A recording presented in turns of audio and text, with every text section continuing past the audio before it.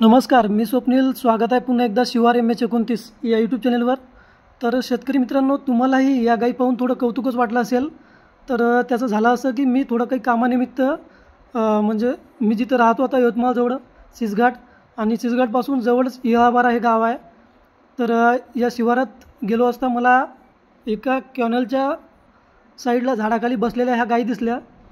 तर मला न राहून मी त्या ठिकाणी गेलो आणि तिथं असलेल्या त्या दादाकडून त्या गाईबद्दल चौकशी केली. तर इहाबारा येथील शेतकरी, म्हणजे आपण त्यांना प्रयोगशील शेतकरी असं म्हणू शकतो, त्यांच्याकडच्या ह्या गीर जातीच्या गाई आहे आणि अतिशय सुंदर गाई आहे. तर तुम्हाला वाटत असेल ह्या सर्व गीर गाई आहे, तर मित्रांनो ह्या गाई ज्या आहे ह्या गावरान गाईपासून क्रॉस केलेल्या गाई आहे. सध्या असंही आपला यवतमाळ जिल्हा म्हणजे दुष्काळग्रस्त जिल्हा आहे आणि शेतीचं उत्पन्न पहिल्यासारखं होत नाही. पण त्याच्यामध्ये जर आपण असे प्रयोग केले, शेतीला जोडधंदा म्हणून असं काही व्यवसाय केला, तर नक्कीच शेतकरी फायद्यात राहू शकतो. तर असो, पण दादाने हे ज्या काही गाई या ठिकाणी गीर गाई तयार केलेल्या आहे अतिशय सुंदर, आणि याच्यात एकही गाय अशी नाही की आपण त्या गाईला काही नाव ठेवू शकाल.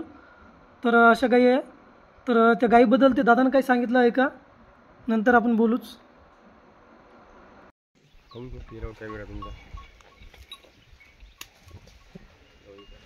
गाव कोणतं आहे म्हणले? इहाबारा नाही का? आणि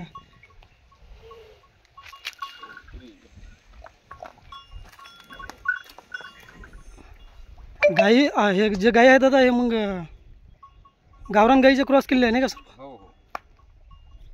मालकाचं नाव काय म्हणले? अखिल पायथडी. अखिल पायथडी नाही का? हो म्हणजे खूपच चांगल्या गाई तयार केल्या त्यांनी. हो आणि आता हे सगळं पहिल्या वेतात आहे का? हो. पहिला गाभण आहे? पहिल्यावर सब गाभण आहे. किती महिन्याचे गाभण आहे?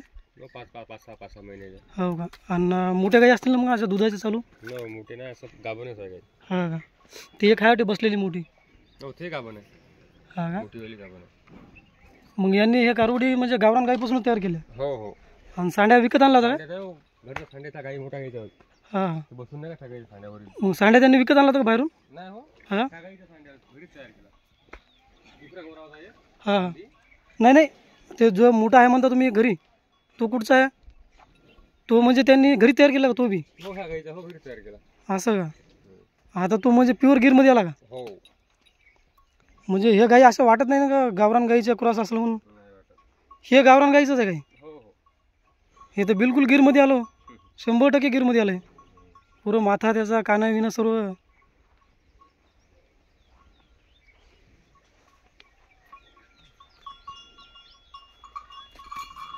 म्हशी त्या म्हणजे आपल्याच मालकाच्या आहे का? हो हो. म्हशी भरपूर आहे. कोणत्या नागपुरी म्हशी आहे का? नाही हो, गावरानीच आहे म्हशी. गावरानी?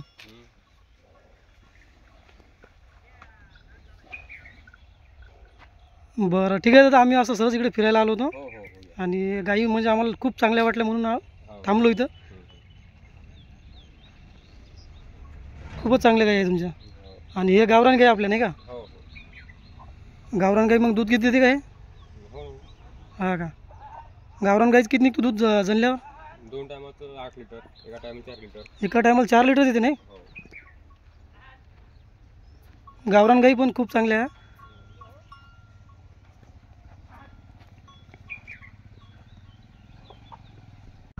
तर मित्रांनो, असं आहे, इहाबारा येथील शेतकरी अखिल भाऊ पायथडे यांच्याकडच्या गाई आहे आणि सर्व कारवडी ह्या त्यांनी गावरान गाईपासून तयार केलेल्या आहे. जवळपास 60-70 आणि काही तर 100% गीर आलेले आहे. तर खूपच सुंदर. आपले हा जो व्हिडिओ कोणी पाहत असेल, तर याच्यातलं कोणी इहाबारा या ठिकाणचं असेल तर मला नक्की कमेंटमध्ये आपला नंबर द्या, कारण मी घाईगडबडीत त्या मालकाचा नंबर घ्यायचा विसरलो. आणि पुन्हा एकदा जर मला योग आला तिकडे जायचा, तर त्या मालकाची पूर्ण मुलाखत आणि कशा प्रकारे त्यांनी या गाई तयार केल्या, म्हणजे कधीपासून ते हे काम करतात, हे सर्व आपण जाणून घेण्याचा प्रयत्न करूच. तर पाहू शकता मित्रांनो, असेही आपण आता गावरान गाईला जास्त दूध देत नाही, त्या कारणानं आपण गावरान गाई जास्त ठेवत नाही. पण ह्या शेतकऱ्यांनी काय केलं, त्या गावरान गाईपासून गीर गाई ज्या तयार केल्या आणि ह्या गाई नक्कीच दुधाला चांगल्या होतील. तर त्यांच्या पुढच्या वाटचालीसाठी खूप खूप अभिनंदन. आणि पुन्हा एकदा सांगतो, जर आपल्यापैकी कोणी 11-12 या ठिकाणचं असेल पाहणाऱ्यांपैकी, तर कमेंटमध्ये मला नक्की आपला नंबर द्या. आपण त्या भाऊचा पुन्हा एकदा सविस्तर मुलाखत घेण्याचा प्रयत्न करू.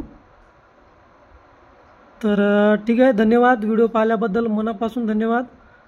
आणि ह्या व्हिडिओला इथंच विराम देऊ आणि भेटू पुन्हा एकदा अशाच एका नवीन व्हिडिओमध्ये. ठीक आहे.